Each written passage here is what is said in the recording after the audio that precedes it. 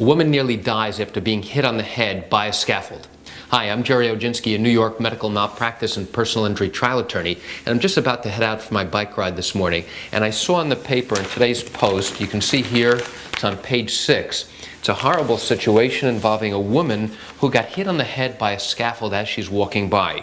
So here's what happened. It was on the Lower East Side and nearly killed this woman by debris that rained down on her when the scaffold collapsed.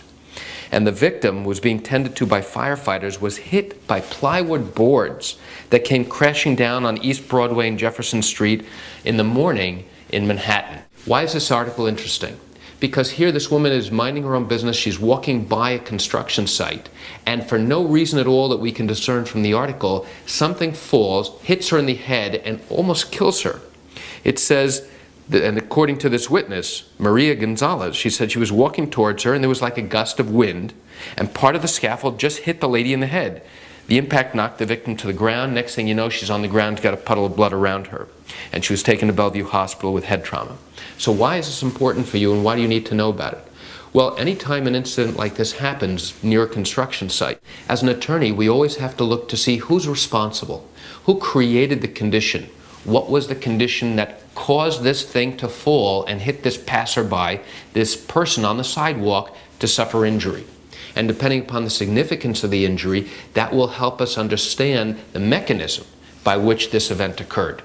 Scaffolds are not supposed to collapse. They're not supposed to have things flying off of it. And if it turns out that it was not constructed properly, or you have things that somebody knocked off carelessly or accidentally, well, in all likelihood, those people or individuals are going to be held accountable and responsible for the injuries that they caused.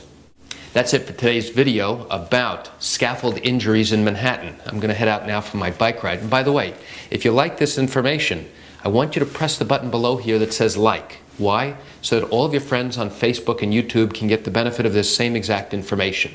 And if you have legal questions, what I want you to do is to pick up the phone and call me. I can answer your questions. You can reach me at 516-487-8207 or by email at lawmed10@yahoo.com. I'm Gerald Oginski. Thanks for watching.